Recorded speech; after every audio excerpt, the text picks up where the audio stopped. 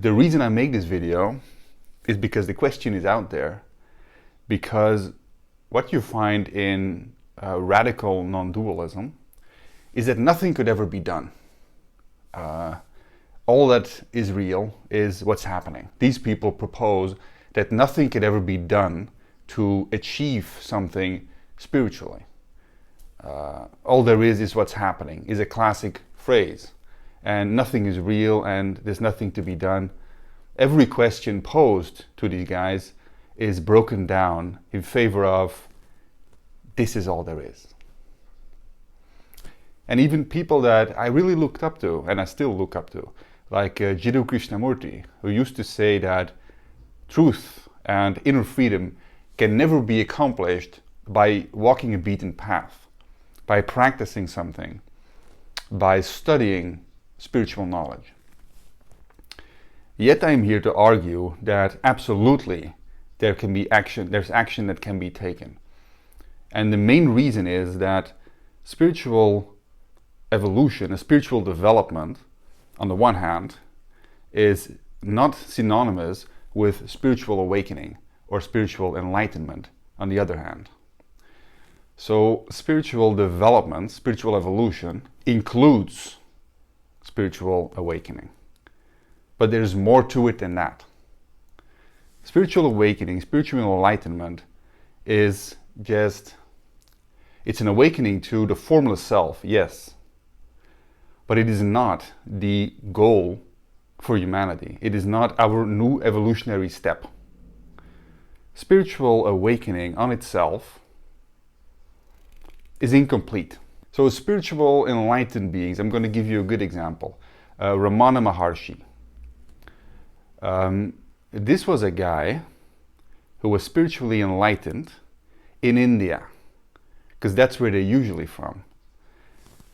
He was awake to his formless nature, yes, but he neglected the subtle body, meaning the mind, and he neglected the physical body or the gross body.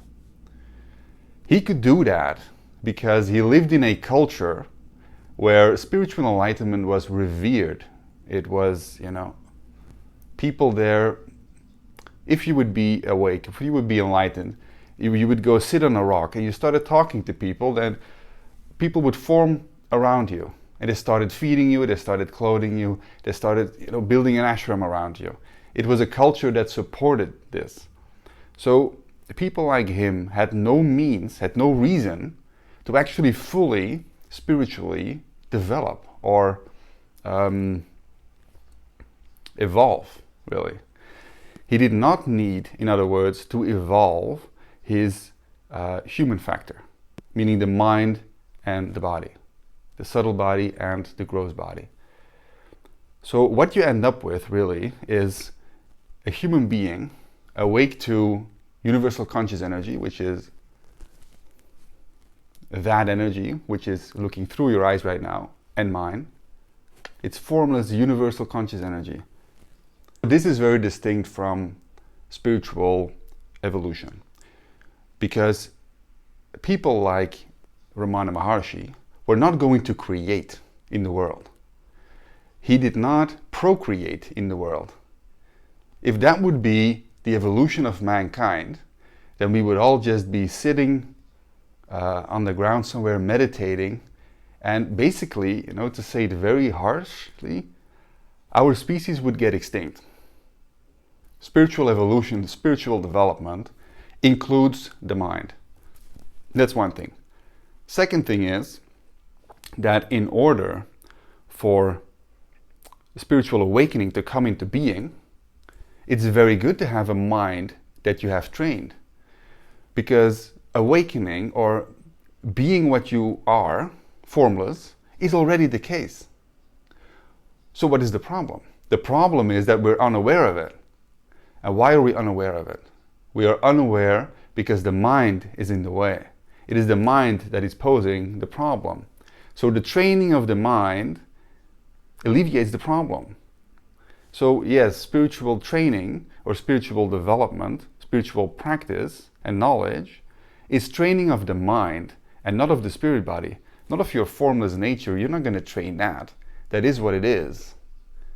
But we train the mind in order to step back, to be quiet, to be managed, so that what already is the case can become visible. Now, I've been doing this for 20 years, so I know what I'm talking about. In my own writings, I call this inner energy management. And an important part of inner energy management is meditation. Now, what is meditation? Meditation is very simple. It's three-part. So part number one is the gross body needs to be at rest.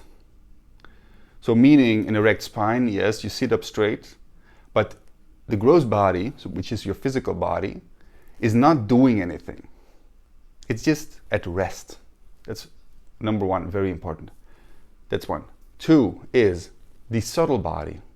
Subtle body is your thoughts, your feelings, and so on. Everything that happens on the inside. That as well is at rest. It's quiet. It is not active. This is not always the case. It's very important to know that the subtle body is something we use in spiritual development. But in order to meditate, which is the basis for which you can do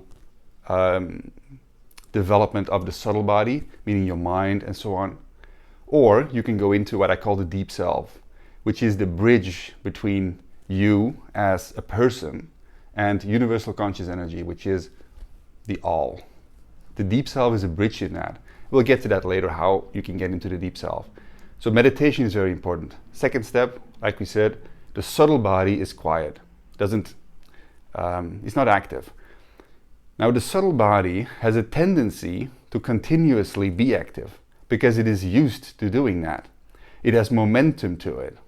So with training, you can really, whenever the subtle body comes up with something, you let it go again. When you're training, you can do that. It's very good as well in meditation to use the subtle body to heal whatever is in there, or to just use it into what I call the internal creative apparatus. But more about that later. But for now, everything that comes up, so emotional processing, thoughts, past, future, everything is let go. And then the subtle body does get quiet. It does calm down when you break the momentum gently. You just redirect always to something which is present. So the subtle body is at rest, just like the gross body. Then the third step is to heighten up awareness. You become more aware of things that are outside of time, right now. So sense perceptions is a very good approach. Or what you feel on the inside of your body, so your breathing or your heartbeat, something like that. Heightened up awareness. Gross body is passive and subtle body is passive. That is meditation. And then the practice to, via meditation, go into the deep self is just to expand that further. That awareness of what is outside of time. To enlarge that. To fill your consciousness completely with what is. And if you then close your eyes, you go solely in the body. You start with the hearing maybe, what you hear. Then you let go of that, you go in the body. Eventually you can let go of that. And just completely, just pure your awareness. Body at rest, subtle body at rest. The deep self has no end to it. It has no boundary to its depth. So eventually you can reach tremendous depths. That is knowing the self. Now when we get to develop the subtle body from the deep self, so when you know yourself to be formless, the formless self, then in meditation you can either expand or you can do something amazingly beautiful. And that is to have that energy go into the subtle body. And so this is, in my own writings, I call this just that energy or spirit or something. I don't really have a name for it, so I just call it that energy because it is very distinct and it is very clear. It is the energy that artists use as well.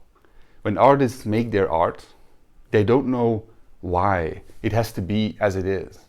They don't know why they need to color the trees purple or something. It is that energy. When they asked Michael Jackson, how do you write a song? He says, I don't. He says, they just come to me. I write them down. Or he spoke in his tape recorder. He even spoke in his tape recorder. He said, don't write the song. He reminded himself, don't interfere, don't write the song. Let the song write itself.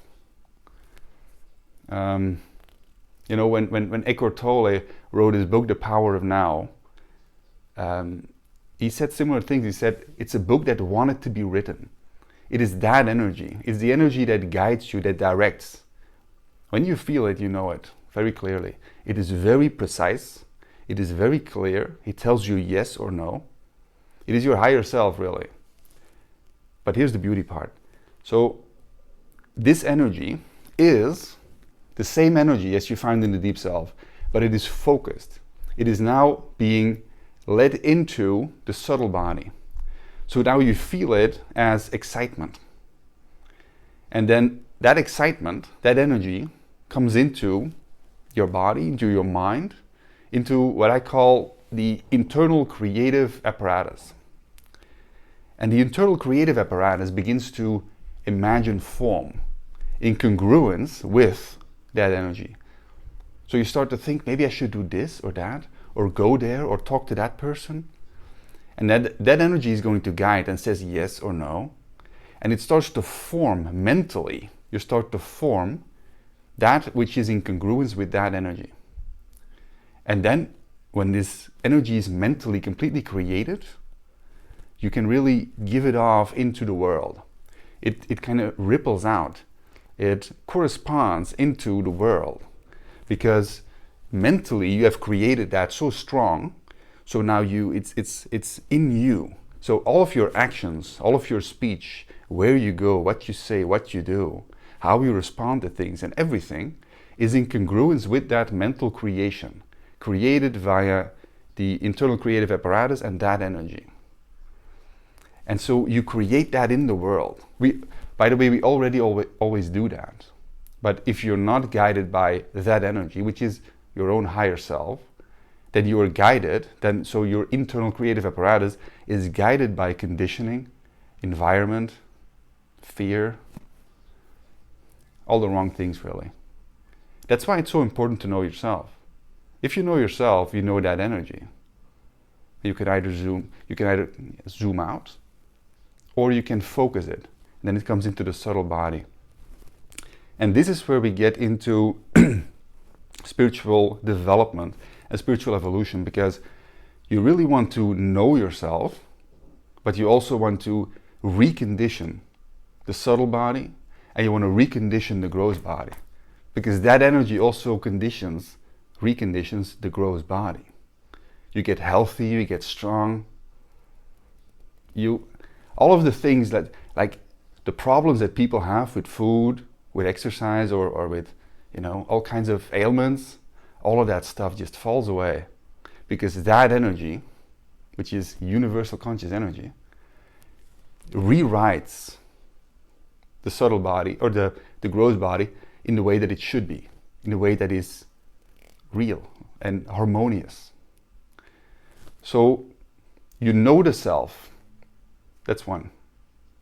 You know yourself as that, which is like the big self, right? You recondition the subtle body, you recondition the gross body, and you create in the world according to that. That is spiritual evolution. And that is what people are moving towards. Many people, not all. We're seeing many different energies in the world right now. But that's one of them.